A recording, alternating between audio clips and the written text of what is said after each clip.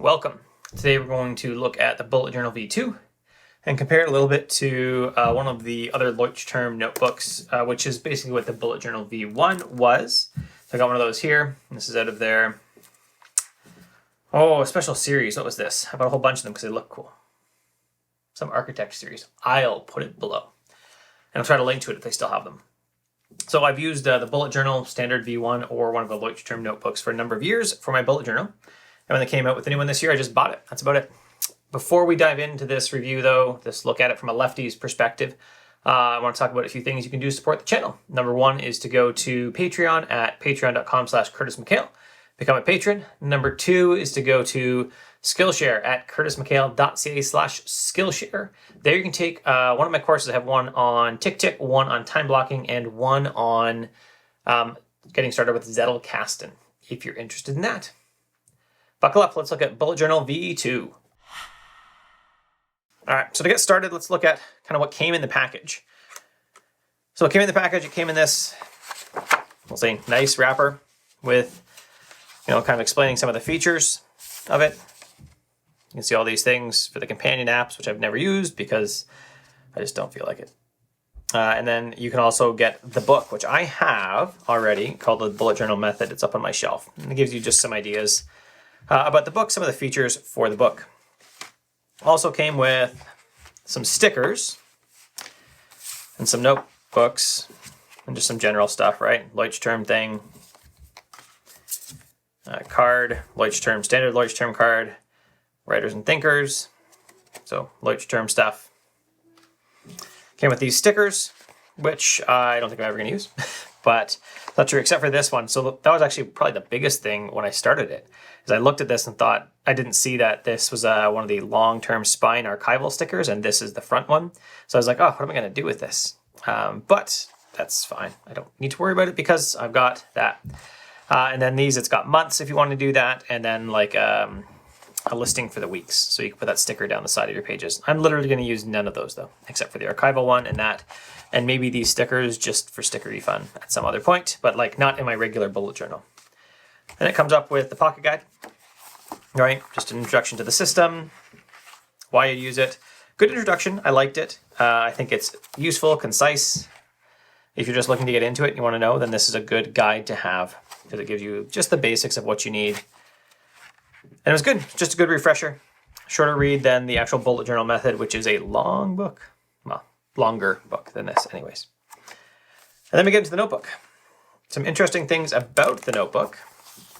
As you can see a little bit right here that it actually shows you like spacings, grid spacings, if you want to use them. And it shows you the dots. It shows you how to do your grids if you wanted to go into halves or into thirds. Or into quarters or into sixes. Like it's got all that set up for you, and it shows you some of the different layouts you could do. And when we get into it, we have a couple blank pages, place to write your name, which I haven't done yet, and then what they call your intentions. So my intention this year is consistency. I like that. It's kind of like your yearly themes like you see on Cortex. So mine is consistency. The goal is not to do more. It's to stay consistent this year and do the things that keep me growing, keep my business growing, keep my life growing. So, and then it's got kind of a short synopsis of what's going on here. Tasks, task completed, task migrated, task scheduled, task, what does that say? Task irrelevant, a note, event, and priority. So if you use the standard bullet journal markings, then you have them there. Next up, we have our index. You can see I've got a few things in there. I need to put it in February at some point because I've missed it.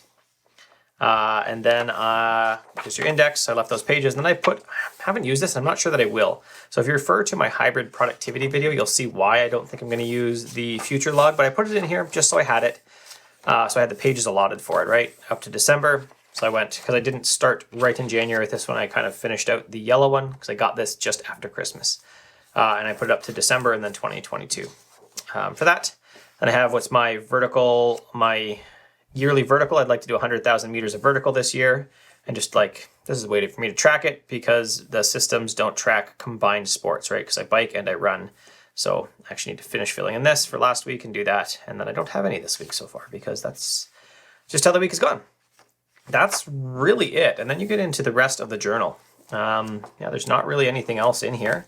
The back has a pocket if you want that. I have never used them in any of the notebooks. But the big thing, I guess the big problem with this, I'm not sure if you can tell, but there's a little bit of extra margin on here, right? Kind of a finger space margin. Let's grab the other yellow one.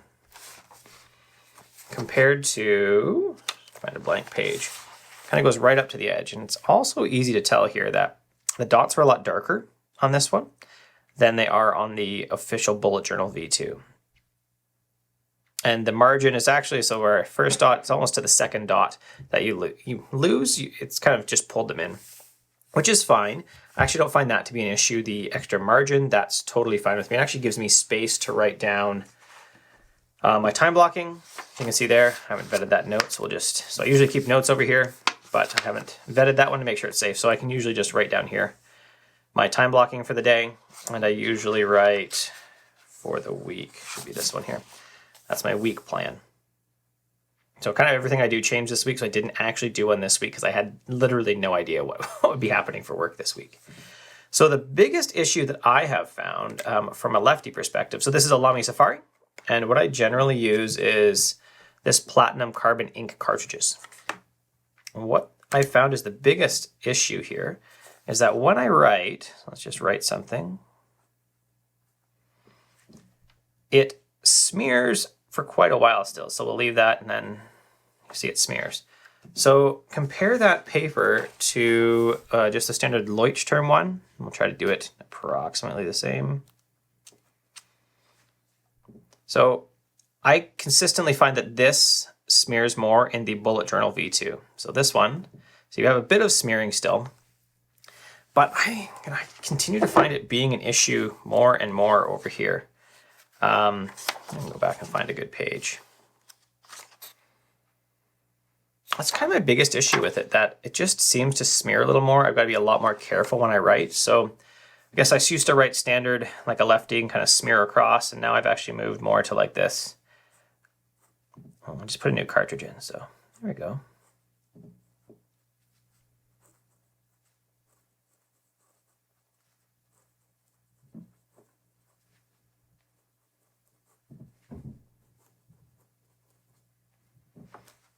So I try to write under my lines. And clearly, maybe that cartridge didn't get pushed all the way in.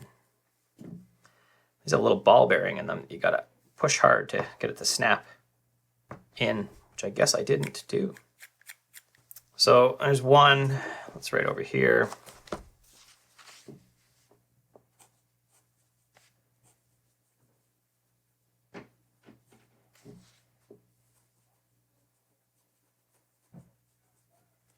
I'll give it about a minute to dry to see what we have with our feathering and with our smearing. So let's see, we're right around a minute now. We have some smearing there.